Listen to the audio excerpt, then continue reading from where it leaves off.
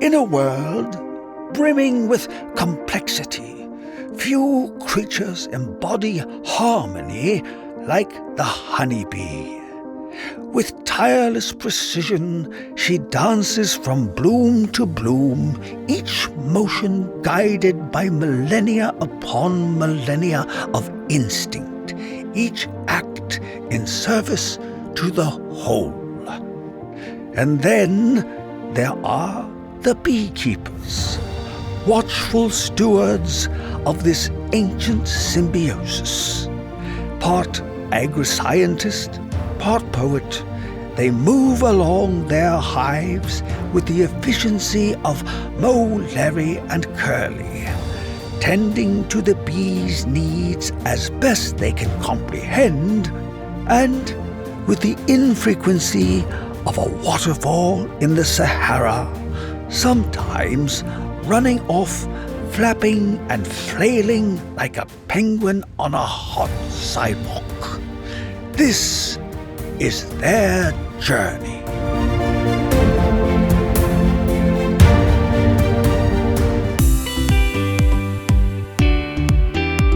Welcome to Bee Love Beekeeping, presented by our great friends and partners in beekeeping, Man Lake. Most hobby and sideline beekeepers would like to make some money on products from their hives. Whether for you it's a side hustle, a whole new full-time business, or maybe you're one of us stuck with a little too much honey and wax, learning how to make money on those products is important, but it's not always easy. So today's guest, she just happens to be a pro at making money selling honey. We will discuss everything from logos and branding to pricing, selling, distribution. So if you're looking to make a profit on your small honey business, this is absolutely the episode for you. But first, let's take a minute to go inside the hive. This feature presented by Primal Bee. If you've kept bees for any amount of time, you've opened a hive and found comb where it absolutely just doesn't seem to belong. Between frames, on the inner cover, gluing boxes together, beekeepers call it burr comb, and it can drive us crazy. But the bees, they're not being difficult, they're problem solving. Bees have a very specific sense of space, roughly 3/8 of an inch. Any gap smaller than that gets sealed with propolis. Any gap bigger gets filled with comb. They can't help it. It's hardwired into their DNA. So when your frames sit a little too far apart or your boxes don't stack perfectly flush, your bees see a construction project. But here's the interesting part. If you notice heavy propolis and burr comb concentrated near the top of the hive, around the lid, along the upper edges of frames, your bees may be doing something more than just filling gaps.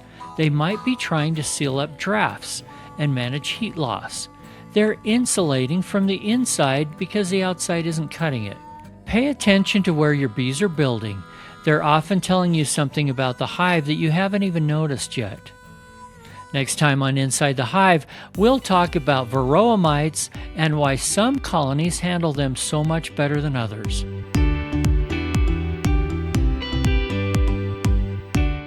I'd like to welcome our very special guest today, Danielle Brooks, coming to us from Florida in the United States. Good morning, Danielle. Good morning, Eric. Thank you so much for having me on, and hello to anybody who is watching or listening. It's a great day to be here. And you were asking a few minutes ago before we got started what it's like here, and I can tell you our beekeeping season hasn't started yet. We're mid-March of 2026 now, in case people are listening later. But yours doesn't really ever end. So what is winter like for you there? Is it full-on beekeeping or is it scaled back a ways? It's definitely scaled back a lot. I mean, I don't think it ever really stops in Florida. A lot of the beekeepers that I work with actually getting their bees back from almonds in California right now. And so they're kind of doing hive maintenance checks and whatnot. But yeah, it's definitely a slower season. The queen does slow her production down a lot. However, it's warm year round here, so bees are constantly out foraging and gathering things, and we're just on the cusp of that spring honey flow, so we're getting really excited to see what's going to happen this year. We don't really ever get a traditional winter here in Florida. A lot of the beekeepers that I am presently working with are just now getting their bees back from almond pollination. So they're going through those hives, doing those routine maintenance checks. But right now, we're kind of on the cusp of that spring honey flow. Nothing has like popped off yet. We're antsy, getting excited to see what this season's going to bring. But yeah, we don't really get traditional winters here in Florida, which is kind of nice. Super nice.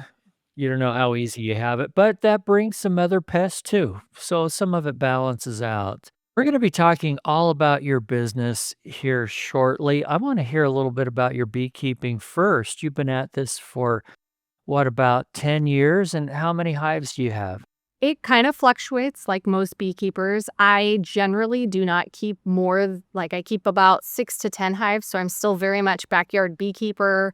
I don't personally want to scale more than that. It's a lot. And I enjoy beekeeping.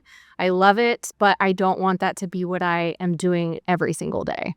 So, for all of the honey that you sell, do your bees create all of it, or are you buying some from other people as well? No, so my industry term would be honey packer. I am not a big fish in that pond by any means, but when I first started the honey truck, I was backyard beekeeping. I would do a host to hive program where I put bees in people's backyards and would start selling the honey based on the community that I harvested it from. It just kind of exploded. And anybody who is in business will tell you you're either making bees or you're making honey. And as one person trying to do all of it, it became very unmanageable very quickly. And also during that time, I started having kids and was a part-time stay-at-home mom. And that is not super conducive to, I've got a swarm of bees in my backyard. And I'm trying to get my child down for a nap. I can't just leave and come and do those things. And so I pivoted and have partnered with a few beekeepers who are commercial beekeepers here in Florida. And so at Honey Truck, we've always been very transparent about where our honey comes from. If I'm not the beekeeper who's producing it, I know who is. I know what beekeeping practices they're using. And so I do generally talk about that when I talk about our honey. Honey Truck supports the greater ag community, and I have really enjoyed watching those relationships grow over the years. Well, I think this is going to be great to give some hope, especially for people that are just kind of hobbyist beekeepers, but also want to make some money at it, because that is not an easy thing to do.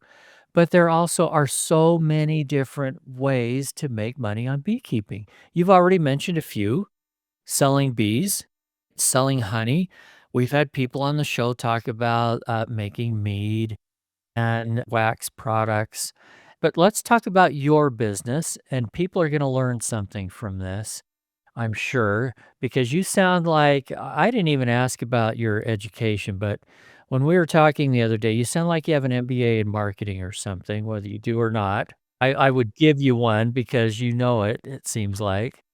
Well, thank you. Actually, for those who are watching and listening, I have taken 0 classes in marketing. I did go to school for a communications degree. I had great aspirations of being a broadcast journalist. I was very into news. I loved that world. And I started doing it and realized very quickly that I didn't enjoy it. So from my timeline, that was a soul crushing reality to come to, that a goal that I had been working for most of my life was not something that I wanted to do. So I did pivot. I became a full-time family photographer and had grown a fairly successful business doing that. And I just one day was like, you know what? I'm going to get a beehive. That seems very exciting to me. And my husband said, hey, maybe you should find somebody who has bees that would let you go into their hives so that you don't freak out when you bring home 40,000 stinging insects to our yard. So I did that, and I said, you know what? This is a fear that I can overcome. I'm going to do this thing. And it was really fun. And I had people asking, hey, can we buy honey from you? And I just had a moment where I was like, this is my golden ticket. This is what I want to do. I'm far more passionate about this than I am about bees. And I had a friend that I went to church with, and I knew that she did design work. And I said, hey, I'll trade you. I'll do several family sessions for you over the course of a year if you could create a brand identity for me. And that is important. I do understand. I have very basic knowledge of that, but I knew that I didn't need a logo. I needed a brand identity. And she was very pivotal in helping to create that. At the time, I only had a limited amount of honey that I could sell, and I didn't want a brick and mortar. I wanted something cool. And I thought, what about getting an antique vehicle? And I didn't want just any antique truck. I wanted something that was weird. Like, let's be honest, being a beekeeper is weird. You're probably a little bit odd in your personality if you're I'm just saying every beekeeper I've met is a little weird and lovable because I identify as weird and lovable. So I say that with great love and care, but I needed something quirky. And Ford had an Econo line, which is honestly kind of the reject of the Ford company. You sit directly next to the motor. You're the first person to arrive at the scene of an accident if you're involved in one. It's not a safe vehicle to drive. But as soon as I saw it, I was like, this is it. This is the truck that I need to sell my honey out of. Emily, who is my designer, I was going to paint the truck yellow because it just made sense. Bees and honey and yellow. And she was like, no, keep it red. I'm going to work with it. And I'm so glad that I did because it's integral to our identity now. By the way, listeners, go to honeytruck.com and you can see the truck. There's 2 trucks now, and they may be weird and quirky. I think they're super cool. I think so too. I did learn how to drive a manual on those vehicles. We found the first one, Kennedy, just so that people know I love anything space. And John F. Kennedy Jr. was the person who created the space program. And our first Econoline is in 1963, which was the year that he was assassinated. And our second truck, Glenda, is named after John Glenn, who orbited the Earth in 1962. And she is also a 1962 vehicle. Sweet. Okay. Tell us the difference between a logo and a brand identity. Great question. When I first started Honey Truck, I had a friend who could do logos, and it was great. I got to put it on a jar. It identified our company. But a brand identity is everything from the colors that you use, the font that you use, the style in which you produce things. When you look at Honey Truck, there is very clearly a theme that goes with it. When you look at Honey Truck, you see the color red. You can very quickly identify that we are a 60s era kind of decor, a vibe. Everything that's wrapped up into a honey jar tells you that there's integrity behind it. I'm very transparent about where our honey comes from. It's important to me that people understand where their food comes from, that they are educated on the importance of honeybees. We do a lot of outreach and talking about honey and why crystallization is a good thing, what that means for your honey. You would be surprised at the amount of information that people don't know about bees. And so that's what we're really passionate about in talking with people. So in your experience, what are the 2 questions that people, when they first find out you're a beekeeper, what are the 2 questions they ask you? My husband likes to, when we're at networking things, he's an attorney, so he'll say, oh, I'm a lawyer, but my wife's a beekeeper. And that just suddenly starts a whole conversation with people like, oh, how many times have you been stung? And do say a lot of times. I do wear a suit. I fully suit up. I don't like being stung. That's not enjoyable for me. I have a few mentors who are amazing at beekeeping and will just be able to do it without any sort of protective equipment, and that's not me. But I get asked that, and I get asked how many bees are in a beehive, any sorts of questions that are that way about beekeeping. I was just going to say, the number 1 I get asked, do you get stung? And number 2, do you sell your honey? So you got 50% right. The questions are a little bit different when I'm at the farmer's market, especially when I'm there with the truck. The question I get asked the most of the truck is, does it drive? Do I know how to drive it? And sadly, do I own the truck? Okay, so we've talked about brand identity. I want to talk about somebody that's brand new at this. Let's say you're a hobby beekeeper or working to being a sideliner, and you really haven't done much as far as selling any of your products. And you're thinking, this summer, Oh my gosh, I've got so much honey around here. I need to go to the farmer's market. I need to figure out how to do that. Where would you say people should start as far as branding and even location? Is a farmer's market a good place? So this is something that I kind of went into backwards. Like I said, I partnered with my friend and she created the identity, and I didn't really consider who my target audience was at the time, and kind of had to do some homework on the back end for that to discover who that is. But my biggest thing, if I could go back, would be to tell people identify who you want to sell your honey to. I admit a pet peeve of mine is that it seems all beehives are white. Yeah, boring old white. And just when I get a pet peeve, Man Lake comes to the rescue with their new color collection. The vibrant new line of colorful beekeeping hive kits designed to turn your backyard into a buzzing work of art. Each kit comes completely assembled, ready to add to your bee yard, but with a big splash of personality.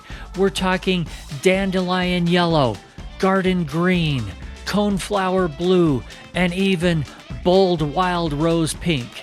Because who says a beehive has to be plain old boring white?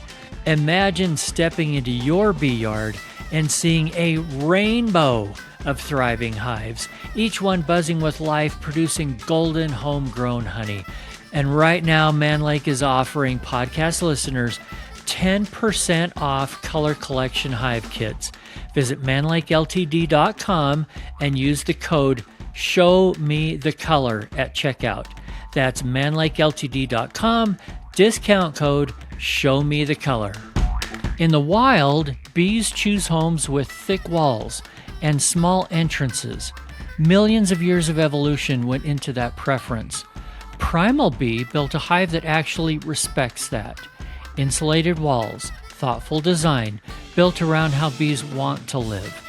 I added one to my apiary last fall I admit it was a small, late summer swarm that I didn't think had a chance to make it through winter. But this spring, I gotta tell you, they made it, they're alive, they're well, and if you want to give Primal Beehives a try, I've arranged a 10% discount just for Bee Love listeners. Click on over to primalbee.com/beelove and use discount code BeeLove at checkout. That's primalbee.com/beelove and use BeeLove at checkout. There's at least 4 or 5 other beekeepers who sell honey here in St. Augustine, and I don't ever view those people as my direct competition, primarily because they're not going after my target audience. My target audience is a woman in her late to late 30s or older. She has expendable income. She reads things like Food and Wine, Garden and Gun, Southern Living. She shops at places like Williams-Sonoma. And so knowing that ahead of time determines where I'm putting my honey. We've talked earlier, I could sell honey to a beekeeper. I love talking about honey. I'm great at selling honey, but it does me no good if I sell honey to a business owner and they can't get that honey off their shelf. And what I'm talking about is when you see a jar of honey truck honey and it's at, I don't know, let's say a gas station, and you're like, why am I paying $12 for this 9-ounce jar of honey? Like that doesn't mesh. But you walk into a boutique store in downtown St. Augustine and you say, wow, look at this beautiful jar of honey. And it's a mom who's traveling and she goes, oh, I need to get a gift for my friend. And this is perfect because everybody loves honey and this will look so great on her counter. That's my target audience. And that's the person who's going to put that honey in their basket. And that business is going to call me in a few weeks and say, hey, I need to reorder. So if you are just starting out, I would really stop and consider who's your target audience. And hint, the answer is not everybody. Not everybody is your target audience, and that's okay. Because once you know who they are, you can market towards them and make sure that you are directly in front of them and where you need to be. By the way, this truly is marketing 101 here. Well, good to know. I've spent my career in marketing and advertising, so good job. You started in the right place. And you don't have to adopt the same target audience that Danielle has. If you just want to sell a whole bunch of quantity, cheap or for whatever reason, for food for cows or something, you're looking at a whole different target. Danielle, I think, is saying, hey, I want to be able to get a good price for my honey. And so it's going to take this kind of a target. Correct. It's going to take people that can afford it and can appreciate the quality. And therefore, now comes your design and packaging. Does it look cheap or does it look upper end? Correct. And so there's nothing wrong with selling your honey in a plastic teddy bear that absolutely markets to a target audience. If you want to sit at a farmer's market, which by the way, the honey truck is at a farmer's market.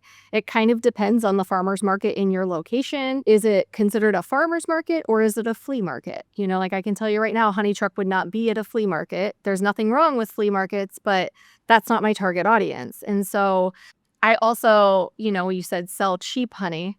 Let's all raise the bar when it comes to selling our honey. Like I talk to beekeepers all the time and they undervalue the resource that they're selling. You spend all year working towards harvest season and then we're just gonna sell it for pennies on the dollar. Like, no, take a step back. How much does that jar cost you? How much did that lid cost you? How much did that label cost you if you put it on there? How much are you paying yourself per hour, and figure out what it is per case and factor it into the cost of your honey, because you deserve to get paid. And take it with a grain of salt, because I did not pay myself when I started out. Like we've all been there where you're just like, oh, it's okay, it's fine. But start pricing your honey the way it should be priced early on, because that sets the standard for moving forward. Like it kind of sucks to tell your clients, oh, hey, I had to raise the jar price by $5 because whoopsies, I was way undervalued. I could not agree more. Thank you. You are so preaching to the choir here. I have been to farmers markets, not me selling, but me wandering around, and I'll run into a beekeeper and I will see a pint glass jar of honey with a nice label on it, priced at $9.99 or $11. And I just nicely pull them aside and say, stop it. Put $20 on that or something so that you're getting paid. Because the more people undervalue their product, the more everybody else feels like they have to. I've had a couple people, when I told them that, they said, well, but over there at the other end, there's another beekeeper selling theirs for $10. So how can I sell mine for 15 or 20? Listen, we as beekeepers need to be a lot less offended when people ask us questions, because the number one question that I also, not number one, but a frequent question that I'm asked is, why is your honey so expensive? And I say, that's a great question, because guess what? That gives me an open door to talk about how great my honey is and all of the certifications that I hold. Great question. I'm so glad you asked. Well, for starters, Honey Truck is regulated by the State Department, which means that we're subject to annual inspections that we have to pass. We're regulated by FDACs. And so we bottle our honey in a food grade facility. Secondly, our honey is labeled. Look at this beautiful label. There is a lot of information that goes into this jar of honey. It tells you nutrition facts, tells you where it was bottled, it tells you about the business, it tells you everything. It's got a metal lid enclosure. It is in a glass jar. It has a safety seal so that my clients don't just walk up and pop the lids and start smelling or tasting honey. There's a lot of things that go into that. Also, I have liability insurance. So if you come to the truck and you trip and fall, I have to pay for liability insurance somehow. Like, that is why that jar of honey is so much more expensive than the jar down the street. Can that person tell you that they bottled that in a commercial kitchen, or are they bottling it in their kitchen? Again, nothing wrong with that. That is exactly where I started out. But if you're asking me comparatively myself to, John's Bees down the road, this is what sets Honey Truck apart. This is why my honey is that much more expensive. And figure out what your story is, because it might be, wow, my bees are kept off in the middle of nowhere, which means it's organic or whatever it is. Like where I am, our fall honey is completely different than our spring honey. Kind of tastes like everybody else's honey. Our fall honey is incredible because Our bees are foraging on mint and sage and sunflowers. To me, it's the best honey in the world, and I don't mind telling people that. You're going to pay more because this is the world's best honey. Put it on your pizza, mix it with cheese. I mean, pair it with cheese. Find out how you love to use this and give them suggestions. The next time you're doing a charcuterie board, put this with such and such and such and such. And all of a sudden they're going, oh, that is worth paying more for. Okay, let's move on. Let's talk about wholesale because you wholesale too. Tell us about that market. As we talked about earlier, part of my wholesale strategy is identifying businesses that are already marketing to my target audience. So when I make a cold call, I generally will go online, Google specifically, and I will search specific businesses, gift shops, butcher shops, anything in this area. And then I will click on their Google listing and I'll look at the photos of their shop. I'll look at the reviews people are saying, and I immediately know, yes, this is my target audience. I know they're shopping here. So I will pick up the phone and I will say, hey, my name is Danielle. Do you have a moment to talk? I'm a beekeeper. I sell honey. And generally that's enough to get my foot in the door. If it's not a convenient time to talk, I always try and get the contact information of somebody that I can talk to at a later time. And then I try and schedule a pop-in. Hey, I want to get samples directly in your hands. When would be a good time to stop by? Because these people are busy. So stopping by unannounced to do a sales call is kind of inconvenient for them and can be an annoyance. And I want that business to know that when you partner with Honey Truck, we're going to take care of you. You don't have to worry about us as a wholesale partner. We do things professionally. We pride ourselves on the systems that we've set up when it comes to wholesale. And having that brand already established really, really helps. It does. And like you and I talked about, what's your cost of honey?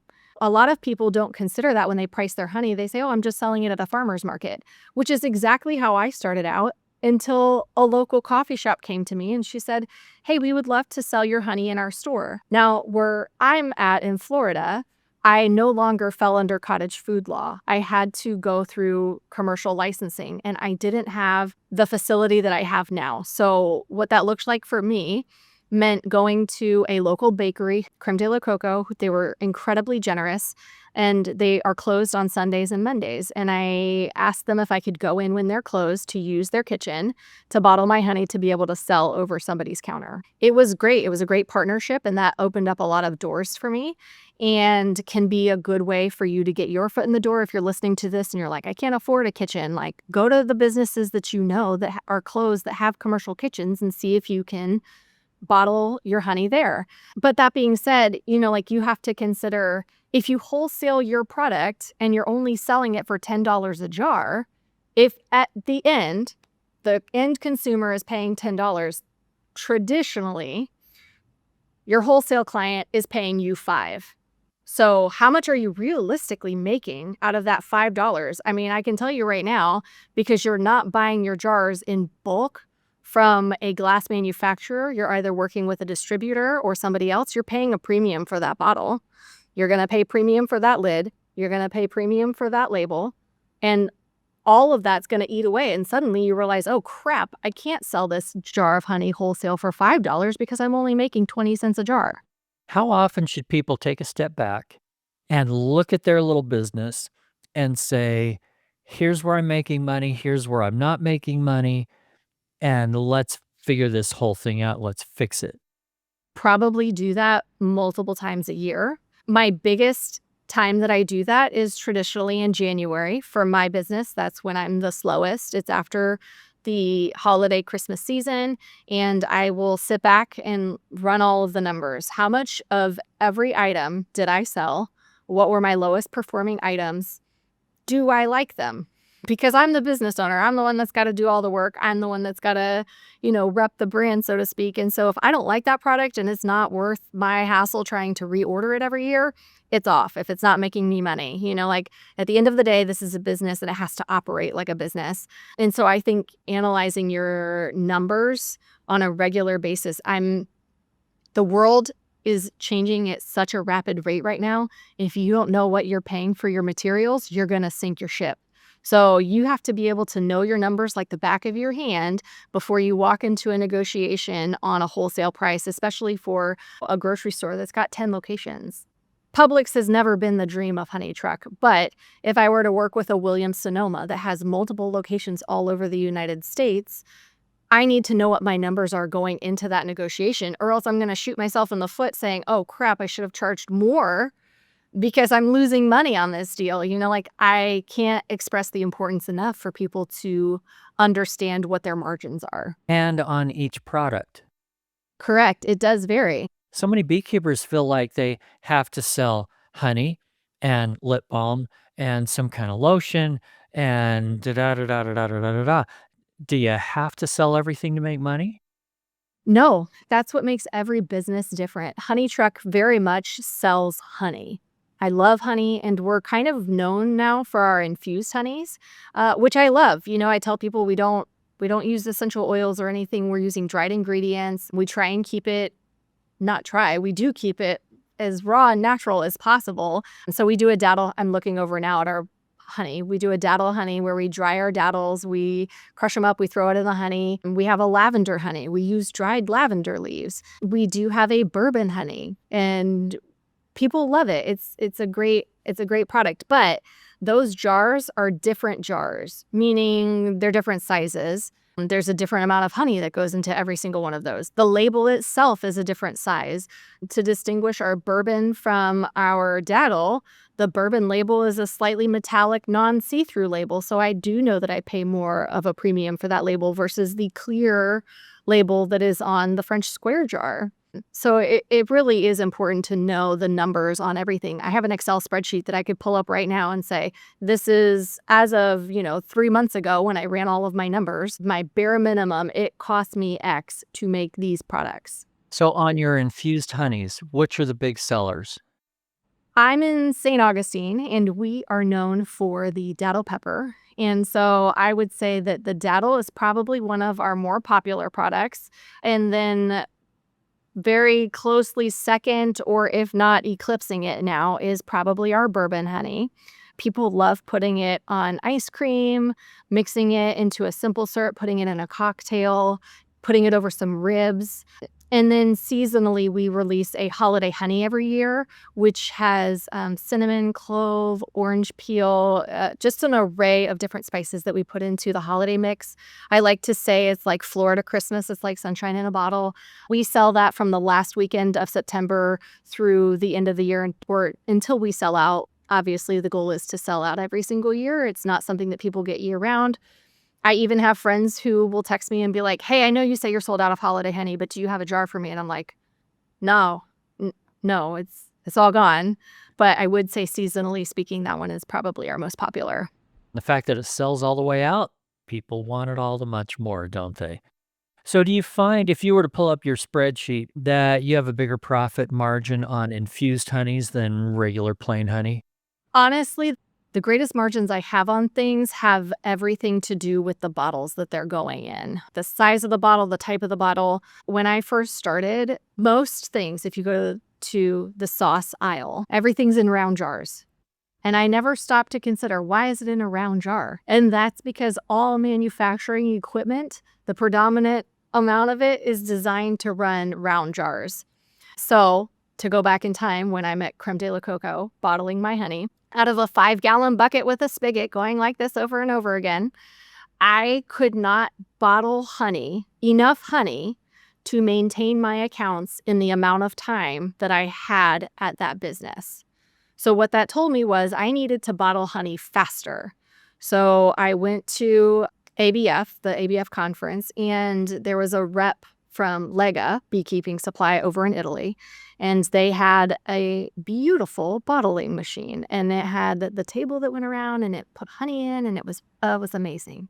And I fell in love. And even then, I didn't have the money needed to purchase the equipment. So I actually asked my parents for the money. I borrowed money, which I did pay back, by the way.